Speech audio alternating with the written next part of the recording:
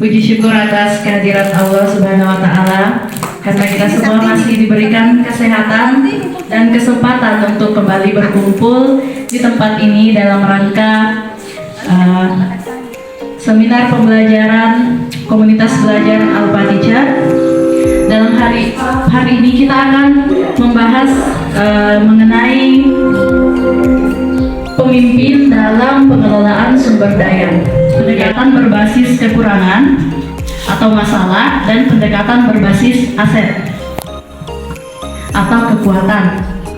Nah, yang pertama adalah pendekatan berbasis kekurangan atau masalah. Nah, di sini biasanya kita memusatkan perhatian kita pada apa yang mengganggu, apa yang kurang, dan apa yang tidak berfungsi dengan baik, sehingga kekurangan yang dimiliki itu mendorong cara berpikir negatif. Fokus kita adalah bagaimana mengatasi semua kekurangan atau apa yang menghalangi tercapainya kesuksesan yang ingin diraih. Pendekatan berbasis aset dia adalah pendekatan di mana kita menggunakan kekuatan sebagai landasan berpikir, yang menjadi inspirasi ataupun potensi. Jadi di sini kalau pendekatan berbasis kekuatan itu kita melihat potensi apa yang dimiliki yang bisa dikembangkan.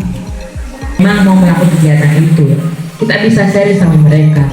Artinya bahwa kan perpisahan itu kan sebenarnya kan untuk mereka sebenarnya, bukan untuk siapa-siapa. Nah, ketika misalnya memang sekolah tidak menyediakan dana untuk itu, jadi ada mungkin semacam tawaran itu mungkin bisa berupa apakah mereka itu mengumpulkan dana memang, misalnya sekian per siswa. Artinya kalau misalnya memang disetujui ya oke, kita jalan. Nah, ketika kadang kan misalnya ketika dana itu terkumpul, kadang ada memang pendanaan yang di luar dari apa yang kita pikirkan, meleset, mungkin lebih hanya kurang banyak gitu kan. Nah, ketika misalnya kejadian itu ada kurang misalnya itu dananya, berarti tetap kita jalan sesuai dengan dana yang ada. Seperti itu. Yang penting intinya bahwa anak-anak itu happy dengan tetap melaksanakan perpisahan itu. Setidak-tidaknya nanti ada sebuah kenang-kenangan yang memang bisa dia ceritakan ke depannya setelah dia keluar mungkin dari sekolah ini. Mungkin seperti itu. Terima kasih.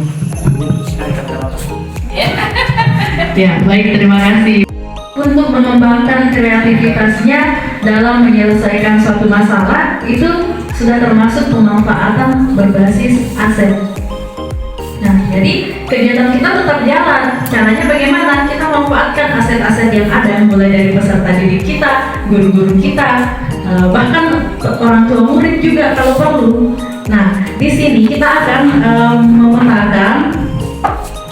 Sebelum kita memetakan aset yang ada di sekolah, jadi perlu kita ketahui bahwa ada 7 aset utama yang ada dalam sebuah komunitas, termasuk sekolah kita. Yang pertama itu adalah modal manusia. Modal manusia di sini siapa saja Bapak Ibu? Ya, mulai dari siswa, guru, kepala sekolah. Ya, apakah hanya yang di dalam sekolah saja? Tidak. Ya, masyarakat yang ada di sekitar sekolah juga, ibu-ibu kantin kita juga. Nah, kemudian yang kedua itu modal sosial. Nah, jadi kalau modal manusia itu tadi berkaitan dengan sumber daya manusia.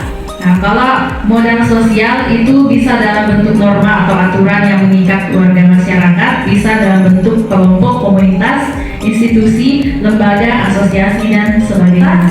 Jadi kalau kita akan bahas mulai dari modal manusia.